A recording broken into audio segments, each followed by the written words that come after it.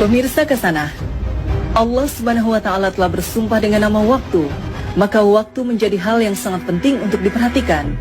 Di antara waktu yang sangat berharga dan dimuliakan adalah waktu subuh. Kita tentu sudah mengetahui keistimewaan waktu subuh. Marilah kita melihat waktu subuh dengan kacamata yang lain, yaitu dari bahaya waktu subuh bila kita tidak dapat memanfaatkannya. Allah bersumpah dalam surat Al-Fajr, demi fajar waktu subuh. Kemudian dalam surat Al-Falaq Allah mengingatkan, katakanlah aku berlindung kepada Tuhan yang menguasai waktu subuh. Ada apa di balik waktu subuh? Mengapa Allah bersumpah demi waktu subuh?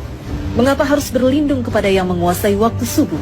Apakah waktu subuh sangat berbahaya? Ternyata benar. Waktu subuh benar-benar sangat berbahaya. Waktu subuh lebih kejam dari sekawanan perampok bersenjata api. Waktu subuh lebih menyengsarakan dari derita kemiskinan. Waktu subuh lebih berbahaya dari kobaran api yang disiram bensin. Jika ada sekawanan perampok menyatroni rumah kita dan mengambil paksa semua barang, emas dan semua perhiasan di gondolnya, uang cash puluhan juta ditilepnya, laptop yang berisi data-data penting Anda juga diembatnya, mobil yang belum lunas juga digasaknya, bagaimana rasa pedih hati kita menerima kenyataan ini?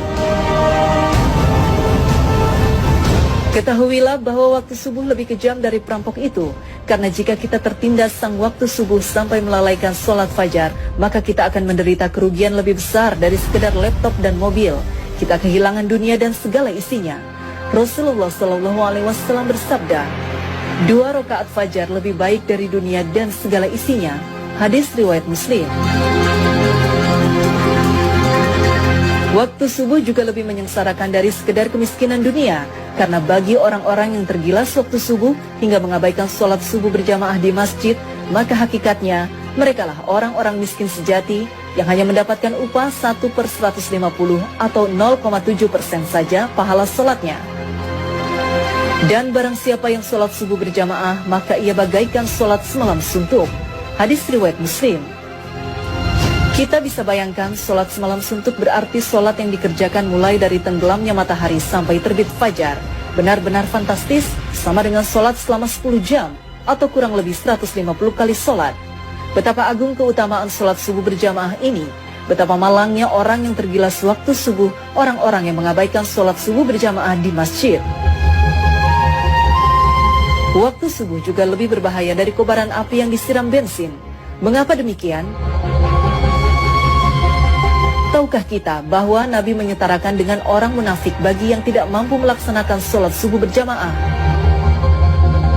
Sesungguhnya tiada yang dirasa berat oleh seorang munafik kecuali melaksanakan sholat isya dan sholat subuh. Sekiranya mereka tahu akan keagungan pahalanya, niscaya mereka bakal mendatanginya ke masjid sholat berjamaah sekalipun harus berjalan merangkak-rangkak. Hadis riwayat Bukhari Muslim. Orang yang tergerus waktu subuh hingga tak mampu mendatangi masjid untuk sholat berjamaah adalah orang yang dalam keadaan bahaya karena disetarakan dengan orang munafik.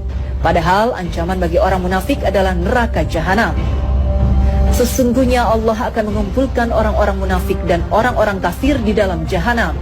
Quran Surat An-Nisa 140. Bukankah jahanam lebih berbahaya dari sekedar kobaran api yang disiram bensin?